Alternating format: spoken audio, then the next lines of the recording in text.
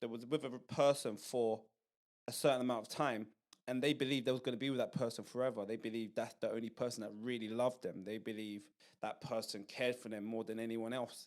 They then start to have these thoughts that, no one else would ever love me like that person did. And it's really them thoughts that actually keep the person grounded in the past, right? They believe that no one else is gonna love me like that. Or, do you know what? I gave my all to that one person. I gave everything I had, right? I love that person so much. I gave them everything, and it wasn't enough. They still hurt me. They still lied to me, and they still broke my trust. And by doing that, they actually.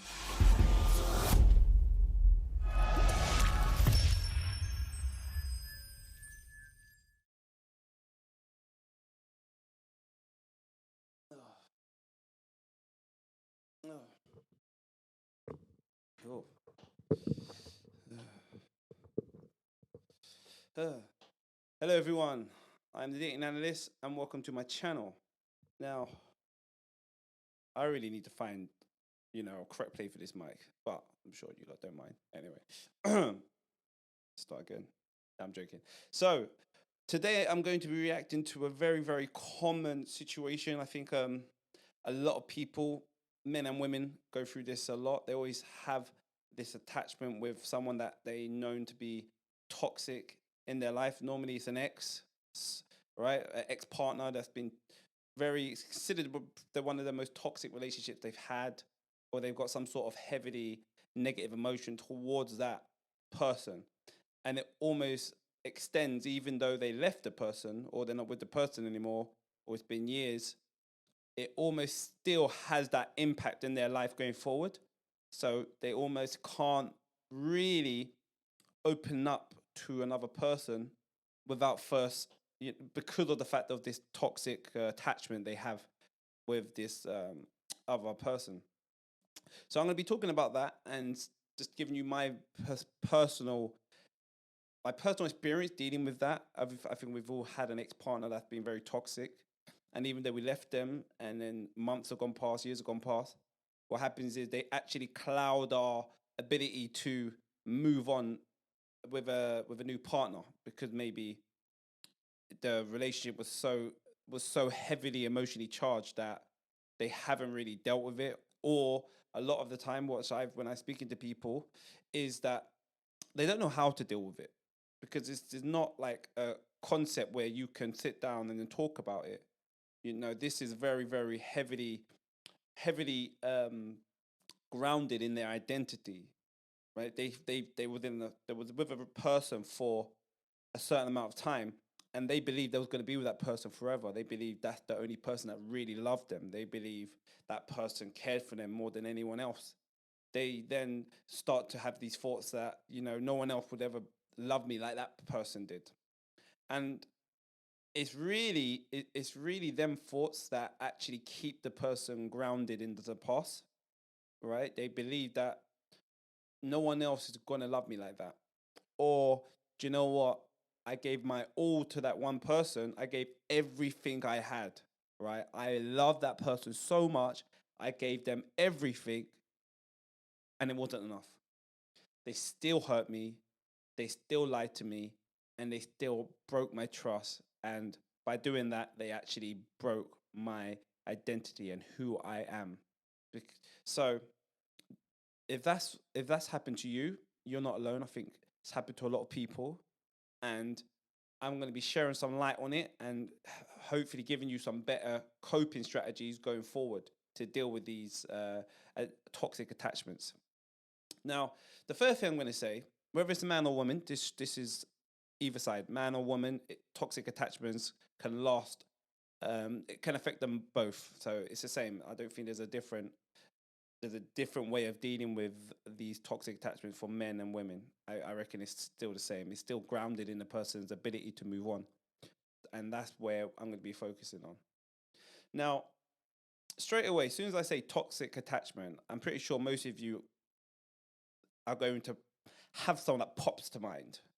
Now, a lot of the time, I could tell you, if you had a toxic attachment, a lot of the time the girls or the guys are still talking to that person, whether it's every month they message or they call them every 2 months. Anything within the month to 2 month framework where you're still talking to that person is not going to help you heal. And I'm not going to say that you shouldn't talk to them. I'm not going to say that, because I think if you're talking to them, you're talking to them for a reason. You're getting some sort of benefit from speaking to them. So I would definitely encourage to, if it's making you feel better, speaking to them on whatever capacity or whatever level, you can continue that. I would say though, the signs of toxic attachment is that the fact that they call you still, you're still talking to them, even though you two both know that you will never ever actually be together again in a capacity where it's actually feasible for you both. It's not conducive to both of your needs or both of your goals to be together. However, you're still in contact. And the reason for that is that reason for that contact, from what I believe, is the fact that you feel that no one else will love you as much as that person. That is one of the biggest indicators that keep people attached to these toxic past relationships and still contact these people, because they believe they've gone through so much trauma, so much trials, tribulations with that one person, that they're like, how can I then have energy to go through that again with someone else? Right? They're not even emotionally available. A lot of the guys, a lot of the girls I'm speaking to, after they come out of these toxic relationships, they say to me is, I'm not even emotionally available to go to open myself to a new person. And the reason why they are not available, because they have this logical sort of fallacy in their head, thinking, if I open myself to this person, gave everything to them, and it weren't enough, there's no way I'm going to meet someone new and go through that same process, so that 1 year, 2 year, 3 years down the line, again, that person says to me, I'm not enough. I won't be able to physically take it. So what I will do is I have no expectations. This is what a lot of people are doing. They're dropping their expectations in relationships, and they're saying, I'm not even looking, I'm not available. And if something sweeps me off my feet, if the clouds open and then the stars shoot out some incredible figure that matches everything they want, then they would accept that, or they would give that a chance. But it's got to be that supernatural. It's got to be something so supernatural. The person's got to blow them away before they even give someone a chance.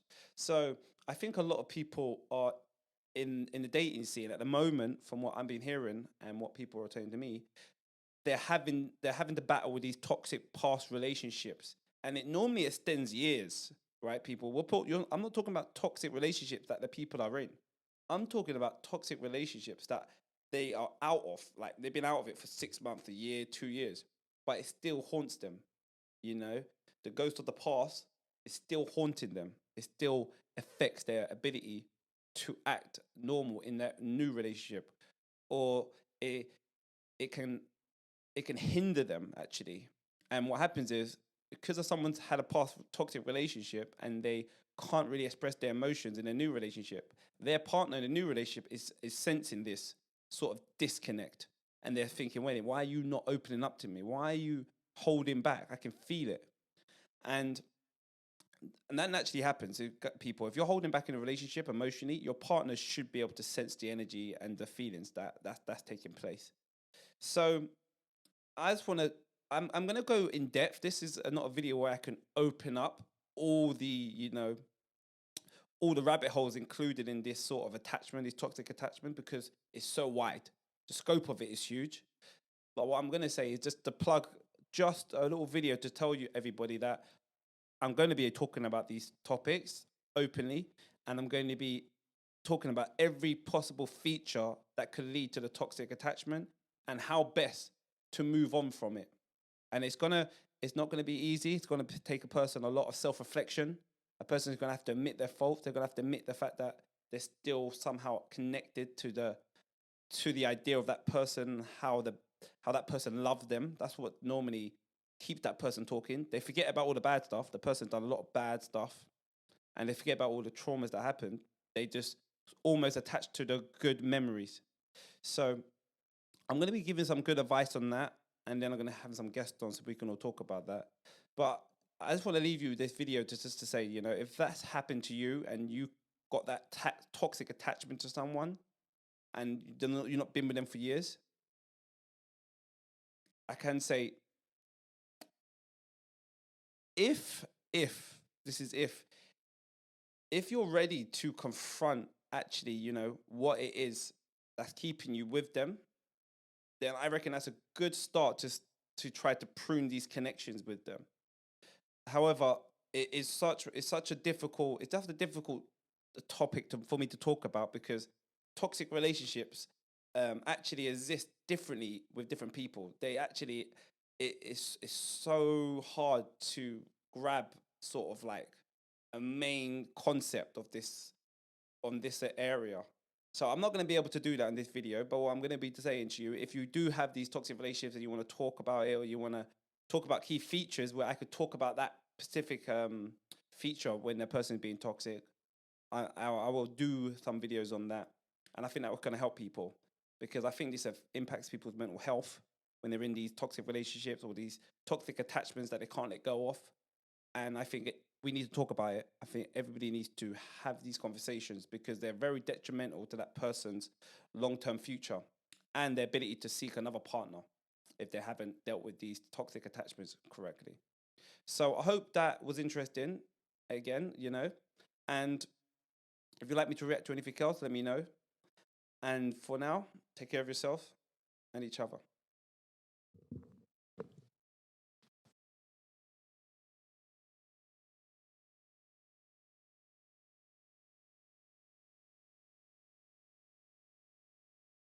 When you've come in now to his life, right? So he doesn't really want to express these insecurities he has. Well, not insecurities, but these, concerns he has. Is he good enough sort of conversations in his head to you, right? Because maybe he doesn't feel like, you're going to be supportive in that way, or you're not going to understand. So naturally, men normally retain this sort of pressure, this internal pressure themselves. They don't really talk to women about it. Women are more open about their problems than men are.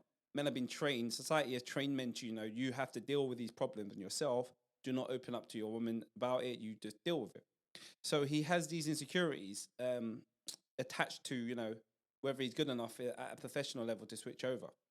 Now, you're wondering, like, why is this relevant to you girls?